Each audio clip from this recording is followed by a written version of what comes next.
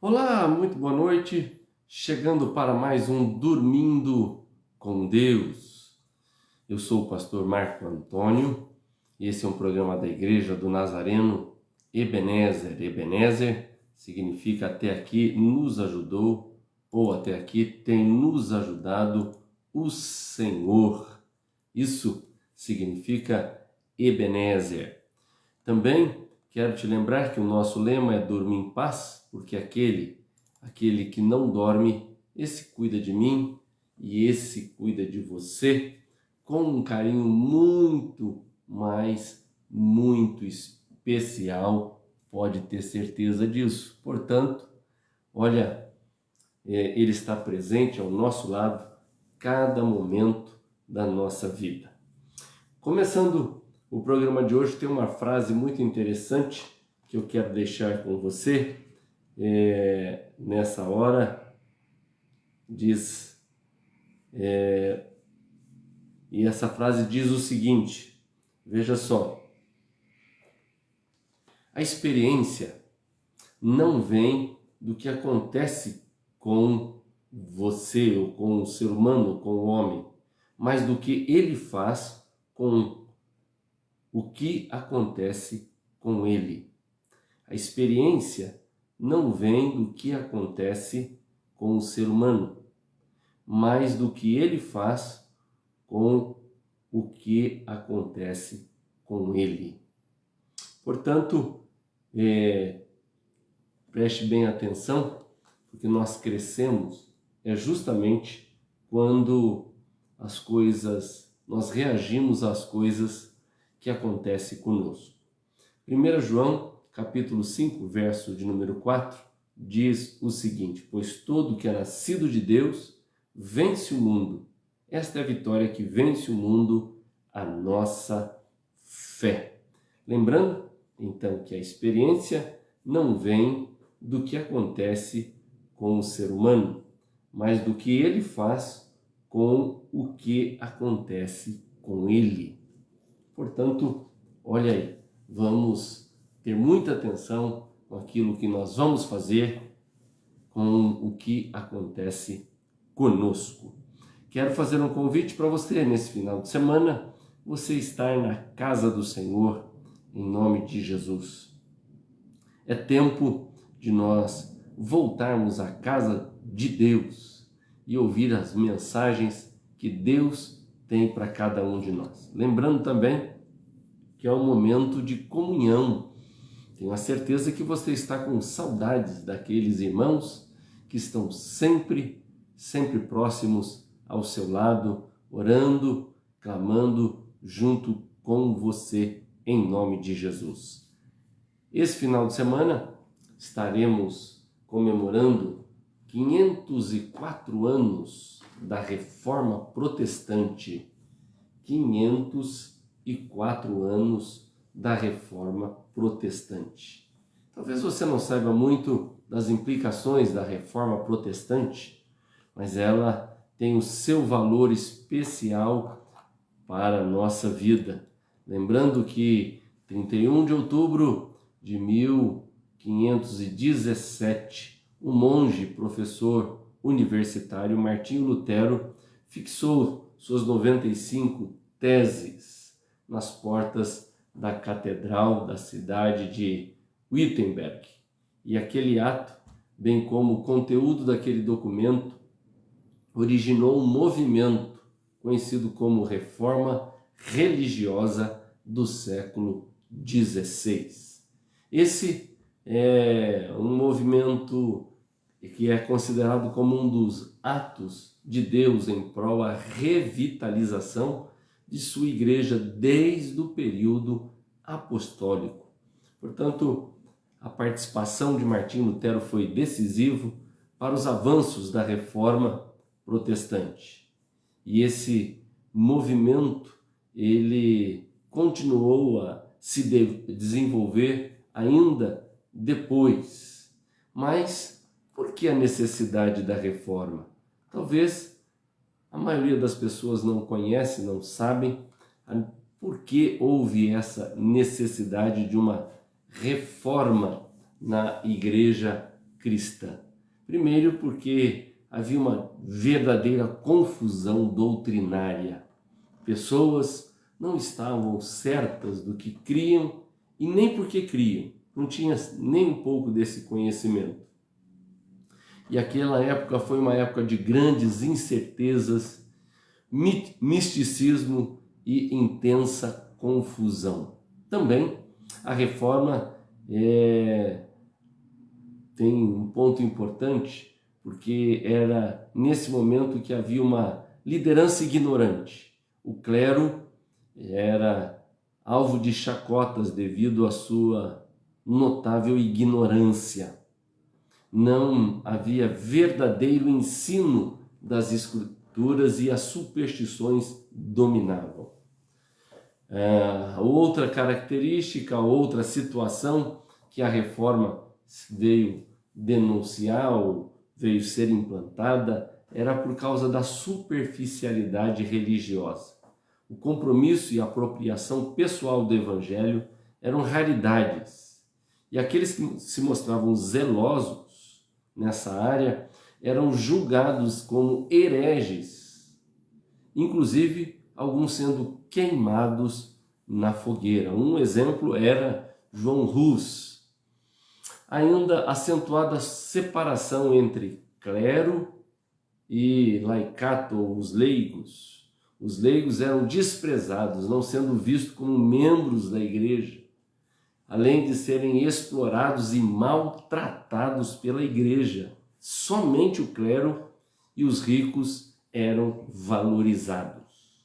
Ainda, por último, havia uma superstição religiosa. A ignorância religiosa resultava em ansiedade e, consequentemente, as pessoas se agarravam a qualquer apelo supersticioso. E como resultado disso, a igreja daquela época realmente se parecia mais com uma instituição pagã do que com o cristianismo bíblico. É por isso que a reforma veio ser instalada, porque essas 5 características faziam parte daquele momento. Não é à toa. E essas características parece que estão muito vivas hoje, no nosso tempo. E alguns têm falado que esse é um tempo de reforma religiosa por causa da notável aparência com os dias da reforma há 504 anos atrás. Muito bem, quando nós olhamos para a história ou paramos para estudar e nós estamos vendo esses dias, vemos que a reforma trouxe alguns postulados importantes. O primeiro deles é a autoridade das Escrituras. Toda a Escritura é divinamente inspirada e proveitosa para ensinar, para redarguir, para corrigir, para instruir na justiça. 2 Timóteo capítulo 3, verso de número 16. Portanto, a autoridade das Escrituras foi um dos postulados, um dos pilares da reforma, dizendo que, olha, a palavra de Deus deve ter prioridade. Pergunta a você, a palavra de Deus tem tido prioridade? Tem tido autoridade na sua vida? A reforma veio trazer isto muito firme. 2 Pedro 1,21 diz assim: porque a profecia nunca foi produzida por vontade de homem algum, mas os homens santos de Deus falaram inspirados pelo Espírito Santo. E que as Escrituras possa ser a nossa única fonte que nos mostra o que nós devemos crer. Aí, em segundo lugar, que a Escritura venha a ser a autoridade que nos ensina o que devemos fazer. Não somente como devemos crer, mas o que devemos fazer. Terceiro, a Escritura é a única revelação divina que nos aponta para Jesus, nosso Salvador. Quarto lugar, Escritura é o único conteúdo da pregação da igreja. Escritura. Hoje, nossos dias têm sido tão confuso. Tem alguns que parece que estão no púlpito falando de psicologia e não de palavra de Deus. Portanto, tome cuidado. O segundo pilar importante para nós é a justificação pela fé, ou melhor, justificação pela graça mediante a fé. Justificação pela graça mediante a fé é o segundo postulado de Martinho Lutero com a Reforma Protestante, contestando a compreensão romanista da salvação por mérito pelas obras, que tinha como símbolo distintivo a venda de indulgência, compra do perdão. Nesse momento da reforma, olha, isso foi um ponto muito importante, que é a justificação pela graça mediante a fé. A reforma resgatou o ensino bíblico de salvação, que envolve perdão, aceitação diante de Deus e santificação. E é concedida gratuitamente por Deus àqueles que confiam em Jesus como Salvador. Segunda pergunta importante: você já foi justificado? Não porque você merece, mas pela graça, mediante a fé que você tem na pessoa do Senhor? Justificados, pois, mediante a fé. Romanos, capítulo 5, fala sobre as implicações de sermos justificados. Primeiro, paz com Deus. Que paz com Deus e a paz de Deus, que excede todo o entendimento, possa estar sobre a nossa vida.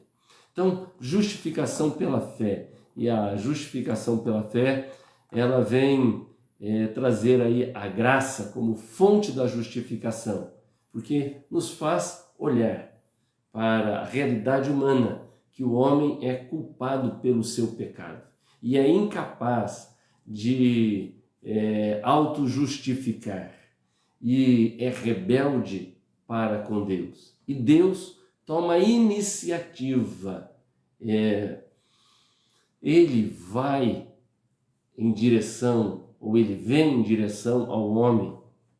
Nós somos justificados pela iniciativa de Deus. Na nossa doutrina temos graça preveniente, é aquela que trabalha para que a salvação do homem aconteça. Muito bem. Segundo lugar, essa fonte que fala, ou melhor, a justificação pela graça mediante a fé, temos graça, fonte de justificação em primeiro lugar. Segundo, a obra de Cristo como o fundamento da justificação. O que o Senhor fez na cruz, temos redenção, só temos propiciação e a manifestação de Deus de modo claro, nos perdoando e nos resgatando. Ainda a fé é o meio dessa justificação. Olha que a fé traz conhecimento, traz aceitação da obra do Senhor na cruz por nós e ainda um compromisso de seguir ao Senhor Jesus. No dia de ontem, nós falamos sobre a terceiro postulado. E qual é, pastor Marco? O terceiro postulado é a centralidade de Cristo. 1 Timóteo 2,5 diz, porque há um só Deus e um só mediador entre os homens, Jesus Cristo, o homem. Porque há um só Deus e um só mediador entre os homens, Jesus Cristo, o homem. E ontem nós aprendemos que Jesus é a pedra fundamental. Não é o Papa, mas é Jesus, é a pedra fundamental. Olha, essa pedra a qual a igreja está edificada é Cristo. Só Ele é a rocha que não se abala. Ele veio edificar a igreja ele veio para que a igreja pudesse estar edificada sobre ele, e fora dele qualquer construção ou qualquer coisa que construímos é um desastre. Jesus Cristo também é o cabeça da igreja, o dono da igreja. Ele mesmo disse: eu edificarei a minha igreja, Mateus 16, 18. Ele é o bom, o grande, supremo pastor da igreja. Terceiro, Cristo é o único mediador entre Deus e os homens. A reforma protestante rejeitou decididamente, fundamentada na palavra de Deus, a doutrina romana que proclamava o Papa como sumo pontífice. Somente Jesus é o mediador. Quarto lugar, Jesus Cristo é o único Salvador. A salvação não vem por meio de méritos humanos, nem é resultado das suas obras meritórias. A salvação não é alcançada por meio de sacramentos ministrados pela igreja, nem mesmo pela mediação de Maria. A salvação é obra da graça de Deus por intermédio do seu Filho. E em quinto e último lugar, nós vimos que Jesus Cristo é o único edificador e protetor da igreja. Jesus afirmou: eu edificarei a minha igreja e as portas do inferno não prevalecerão contra ela. Mateus 16, 18. A igreja é o corpo de Cristo, a noiva do Cordeiro. O mesmo Jesus que morreu e ressuscitou está à destra do Pai. Está edificando a sua igreja por meio da sua palavra e da sua providência. Muito bem, tudo isso nós vimos. Hoje, em especial, nós vamos ver o quarto postulado da reforma.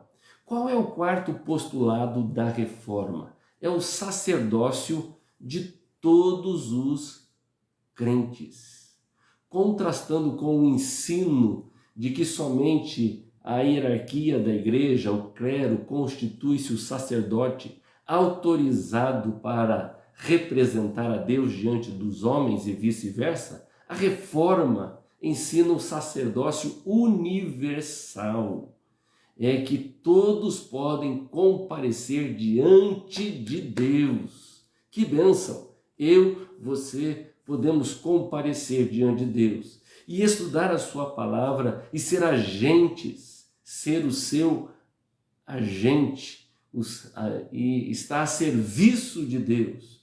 A reforma, conquanto reconheça vocações eclesiásticas específicas, afirma que todo o povo de Deus é a igreja, uma igreja onde todos são chamados para servir. Louvado seja o nome do Senhor. O texto básico para a nossa meditação nesse princípio é de 1 Pedro, capítulo de número 2, verso de número 9, que diz o seguinte, e eu quero ler com você nessa noite. Vós, porém, sois raça eleita, sacerdócio real, nação santa, povo de propriedade exclusiva de Deus, a fim de proclamardes as virtudes daquele que vos chamou das trevas para a sua maravilhosa luz. Verso 10. Vós, sim, que antes não erais povo, mas agora sois povo de Deus, que não tinhas alcançado misericórdia, mas agora alcançastes misericórdia. Portanto, nós encontramos o quarto postulado e importante postulado, o qual a reforma veio trazer para nós nesses dias, ou com a reforma nós podemos gozar deste privilégio em especial que trata do sacerdócio real. Olha só, com essas afirmações, os reformadores conseguiram minimizar o distanciamento da igreja medieval do modelo observado no Novo Testamento. Quanto a obra da reforma não tenha sido completa, os descendentes espirituais da reforma compreendem que a igreja reformada está constantemente se avaliando à luz do padrão bíblico. Portanto, quando se fala aqui de sacerdócio universal dos fiéis ou dos crentes, está envolvendo alguns pontos que eu quero destacar na noite de hoje. Primeiro princípio do sacerdócio universal dos crentes nos fala do grande privilégio que temos como filhos de Deus. Cada cristão é um sacerdote. Cada cristão tem livre e direito acesso à presença de Deus, tendo como único mediador o Senhor Jesus Cristo. Essa é a primeira implicação sobre sacerdócio universal dos crentes, que você tem acesso a Deus. Você pode dobrar o seu joelho, clamar ao Senhor e Ele estará ouvindo você, respondendo a você. Que privilégio! Antes, isso era da seguinte forma: eu ia, falava com o clero, com o padre naquele momento, e ele então falava com Deus, Deus falava com ele, mas aqui nós temos livre acesso. O véu foi rasgado de alto a baixo, como diz naquele momento em que a ressurreição do Senhor acontece, e nós temos acesso. Segunda implicação importante: todo esse princípio jamais deve ser entendido de maneira individualista. A ênfase dos reformadores está no seu sentido comunitário. Somos sacerdotes uns dos outros, devendo orar e interceder e ministrar uns aos outros. À luz do Novo Testamento, todo o cristão é um ministro. Algo que você talvez já ouviu sobre a igreja, diáconos. Infelizmente, diáconos, alguns só têm a mentalidade de que é aquele que fica na porta da igreja. Não, não é isso não. Não é não. É mais além. Que todo cristão é um ministro, um diácono de Deus. O que ressalta as ideias de serviço e solidariedade. Olha as implicações. Primeiro, nós temos acesso a Deus. Segundo, nós não estamos aí vivendo uma vida individualista, mas se nós somos sacerdotes de Deus, somos para interceder, para orar, para anunciar a palavra do Senhor uns aos outros, sendo um ministro de Deus. Nós vemos que a reforma vem trazer esse sacerdócio universal dos fiéis ou sacerdócio dos crentes. Terceira implicação é a seguinte: num certo sentido, todos os crentes são leigos. A palavra que vem do termo grego, laos, povo de Deus. Todavia, a Escritura claramente fala de diferentes dons ministeriais. Alguns cristãos são especialmente chamados, treinados e comissionados para o ministério especial da pregação da palavra e ministração dos sacramentos. Mas, em um certo sentido, todos são leigos. Certa feita, quando tínhamos muitos pastores na nossa igreja, ficou um momento de restauração de pastores ou de transição, eu vi alguns irmãos dizendo assim: eu não vou fazer nada não, olha, tem tanto pastor aí, por que eles não fazem? Olha, o importante é lembrarmos que todos somos leigos. e que não é só porque ele é pastor que ele vai fazer e eu não, mas eu e você somos chamados em especial para sermos servos do Altíssimo Deus. Quarta implicação: os leigos, no sentido daqueles que não são ministros da palavra de Deus, também têm importância, ou são importantes esferas de atuação à luz do Novo Testamento.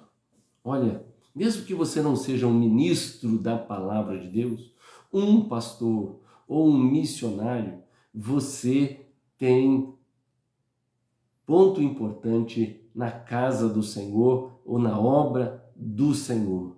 Os líderes da igreja devem falar sobre o ministério do povo de Deus, bem como instruir, incentivar os crentes a desempenhar o seu ministério pessoal e comunitário. Em nome de Jesus, que nós possamos entender que, olha, você já me ouve talvez há algum tempo, que ser cristão não é só me ouvir, mas é ser um ministro da palavra de Deus, não como um ministro na esfera de atuação da igreja, mas eu e você recebemos do Senhor a salvação, firmamos um compromisso com o Senhor. É hora de trabalhar, é hora de usar daquilo que nós encontramos na palavra de Deus, chamando de sacerdócio real, nação santa, povo de propriedade exclusiva do Senhor, em nome de Jesus. Esses dias, muitas vezes, quando eu tenho pregado domingo e tem ali no Facebook a palavra de domingo, eu falo, olha, você pode ser um missionário pós-moderno. Ou seja, você pode divulgar, você pode se envolver, você pode fazer alguma coisa. Tem gente que só quer receber. Nós temos a nossa língua portuguesa sempre falando dos nossos cultos, mas não é assim nos Estados Unidos. Nos Estados Unidos fala do serviço. Que hora será o serviço?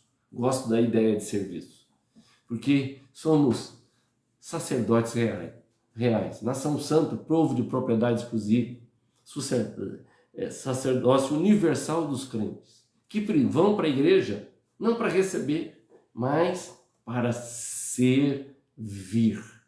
Quarta implicação, em nome do Senhor, ou melhor, quinta implicação, agora eu me perdi, quinta implicação. O sacerdócio universal dos crentes corre o risco de tornar-se mera teoria em muitas igrejas evangélicas. Sempre que os pastores exercem a sua função com excesso de autoridade, insistindo na distância que os separa da comunidade, relutando em descer do pedestal em que se encontram, concentrando todas as atividades da liderança e não sabendo delegar responsabilidade às suas ovelhas, tornando as suas igrejas excessivamente dependentes da sua orientação e liderança. Que terrível é isso! Olha, podemos correr esse risco. Por isso que encontramos na palavra de Deus, ou o ponto importante desta reforma protestante é tratar do sacerdócio universal. Você tem feito alguma coisa? Você tem trabalhado em alguma coisa na igreja do Senhor? A igreja do Nazareno, ela tem algo muito interessante, que o pastor não lidera a igreja sozinho. Ela tem ali a junta da igreja, tem os mordomos, aqueles que tomam conta da parte espiritual e da parte física, assim, da igreja. E temos os ecônomos, que é a parte da documentação da igreja. Temos o presidente da escola dominical, o presidente de jovens, o presidente de missões. Ou seja, há um trabalho do sacerdócio universal dos crentes. Isso é tarefa da reforma. Há muita gente acomodada, encostada, só querendo receber e achando que às vezes o pastor ou os pastores são empregados deles. Não, não é assim não. Precisamos rever. Quando a palavra do Senhor nos fala que nós somos raça eleita, sacerdócio real, nação santa, povo de propriedade exclusiva do Senhor, envolve o sacerdócio de todos os cristãos.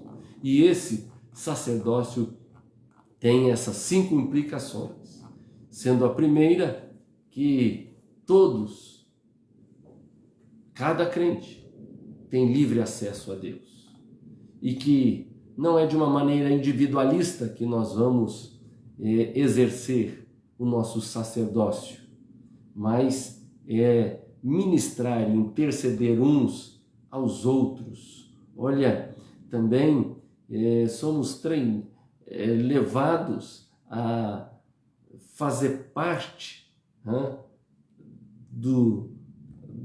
da casa do Senhor, servindo através dos dons e ministérios que Deus dá para cada um. E que os leigos são ministros da palavra de Deus, não numa esfera lá em cima, mas estão prontos para estar participando e falando e ministrando a palavra de Deus. E que o sacerdócio universal dos crentes não venha a se tornar somente uma teoria, mas que possa ser uma prática em nome do Senhor Jesus com todas as igrejas. Portanto, a reforma veio trazer esses 4 aspectos fundamentais para nós até o dia de hoje. Vamos ver se nós conseguimos lembrar de quais são esses 4 aspectos que nós encontramos com a reforma. E eles são o seguinte. Vamos lá. Voltando aqui, tem um probleminha aqui. Lembrando que o primeiro aspecto é a autoridade das Escrituras. A Escritura tem toda a autoridade sobre a nossa vida. O segundo ponto especial é lembrar que a justificação pela graça mediante a fé. Terceiro é a centralidade da pessoa do Senhor Jesus. E quarto, o sacerdócio universal dos cristãos. Amém? Esses são os pontos da reforma. E que isso possa ficar claro na nossa mente, em nome de Jesus. Por isso, temos motivo de lembrar e comemorar a reforma protestante. Vamos orar. Pai, em nome do Senhor Jesus, que o Espírito do Senhor possa estar sobre a nossa vida. Que o Espírito Santo de Deus possa, ó Deus, em nome de Jesus, fazer, ó Deus, uma obra no nosso coração, de tal maneira que esses aspectos sobre a autoridade da Escritura, sobre a justificação pela graça, mediante a fé na tua pessoa, ainda que Cristo possa ser o centro da nossa vida e que possamos assumir o sacerdócio universal em nome do Senhor. Nós oramos para a honra, a glória e louvor do teu santo nome. Amém. Queridos, dia de ontem, eu fiz uma pesquisa e eu encontrei no nosso, no próprio YouTube, fiz uma pesquisa, você pode encontrar ali um filme do Martinho Lutero. Nesse final de semana, tire um tempo, se você gosta de filme. No YouTube tem algumas TVs que já acessam o YouTube direto. Acesse ali, ou digite ali, pesquise ali a história de Martinho Lutero. E você pode se apropriar um pouco mais desse conteúdo da reforma. Através do YouTube você consegue isso com muita facilidade. Portanto, aproveite e aprenda um pouco mais e conheça a história que tem no YouTube. Deixa eu dar um alôzinho a algumas pessoas aqui. Primeiramente, deixa eu dar um alô aqui à nossa irmã Terezinha, minha tia lá de Souzas, aquele abraço. Ô tia, a senhora foi a primeirona hoje, hein? Que legal. Manda um abraço aí ao tio Toninho, que Deus abençoe vocês, viu? Estamos orando sempre pelo Rodrigo, em nome de Jesus. Mãezinha querida, um beijo, dona Roseli. A Jean, a Miss Sorriso, da Igreja do Nazareno Ebenezer. Nossa Rita Corredora, que domingo correrá em Montemor. Ela e meu filho Rafael aqui vão sair trotando por aí. Dona Luzia, aquele abraço. Que Deus te abençoe em nome do Senhor Jesus. Manda um abraço, seu Ari. Diz que o nosso time ganhou. Que bom. Vamos ver se a gente também ganha esse final de semana. Deixa eu ver aqui também. A Dalcinha, um abraço, um beijo. Está nos assistindo de vez em quando. Ela já está no terceiro sono aqui. Eu acho que o programa é Dormindo com Deus e ela leva muito a sério. Assim que o programa começa, ela está dormindo com Deus. Ela levanta muito cedo. Não sei se é porque ela era da roça quando era pequena, mas ela costumava dormir com as galinhas e acordar com o galo cantando 3 horas, 4 horas da manhã. Muito bem. Deixa eu ver quem mais aqui. A Giovana, aquele abraço. Manda um abraço ao seu Ailton em nome de Jesus. Que Deus te abençoe. Deus abençoe. Deixa eu ver quem mais. Minha tia pede oração aqui por ela. E agradecimento a Deus. Mais um ano de vida, minha tia. Oh, que beleza. Ô tia, as más línguas estão perguntando se é 121 anos que a senhora está fazendo. Não acredito. Brincadeira, brincadeira. Sei que é bem a metade disso, mas que Deus te abençoe mais uma vez, viu? Em nome de Jesus. Senhor nosso Deus e nosso Pai. Senhor, nós queremos lembrar do nosso irmão Luciano, que está lutando com o Covid, ele, ó Deus, que é radiologista e constantemente está cuidando de pessoas. Senhor, cuida da vida do teu servo nessa noite. Lembro também da minha tia, que mais um ano de vida, que o Senhor guarde, proteja, dê saúde, paz, tranquilidade, em nome do Senhor Jesus. Também, ó Deus, nós clamamos, Deus, pela vida de cada um que está nos assistindo, a Regina, ó Deus, a minha mãezinha, a Jean, ó Pai, que o Senhor possa estar sobre a Rita, em nome de Jesus, a Dálcia, que o Senhor possa estar sobre a vida de cada um daqueles que estão nos ouvindo, dando graça, força, sabedoria, em nome do Senhor. Também lembramos, ó Deus, do nosso país. Tem misericórdia, estende as mãos sobre o presidente, fala o coração dele, ó Deus, dá sabedoria. Clamo e oro também, ó Deus, nessa hora, pelos médicos, enfermeiros, atendentes, aqueles, ó Deus, que trabalham na limpeza, que o Senhor os proteja, os guarde, dê graça e força, em nome de Jesus. Amém e graças a Deus. Amém? Deixa eu tomar uma aguinha aqui.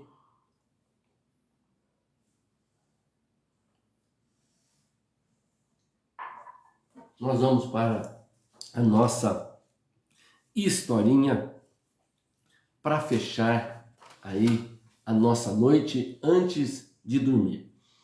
A nossa historinha é o alvo e a flecha. É curta, rápida, dorme não, ó. Diz que um samurai que aprendia o tiro ao arco postou-se diante do alvo com 2 flechas na mão esquerda. Seu instrutor disse-lhe: os principiantes não devem ter 2 flechas. Contando com a segunda, negligenciam a primeira. Cada vez tem-se que não tem senão uma flecha. for acertar o alvo, lembre-se, você só tem uma flecha. Não pense na segunda possibilidade. Em nome do Senhor, que você possa acertar diretamente no alvo, fazendo com que a vitória chegue. Não tem uma segunda chance. Todas as vezes que a gente tem a ciência de que não tem a segunda chance, vamos direto para o alvo. Que Deus te abençoe. Tenha um excelente final de semana. Durma em paz, porque aquele que não dorme, esse cuida de você em especial. Não tem uma segunda chance. Então, acerte o alvo em nome de Jesus.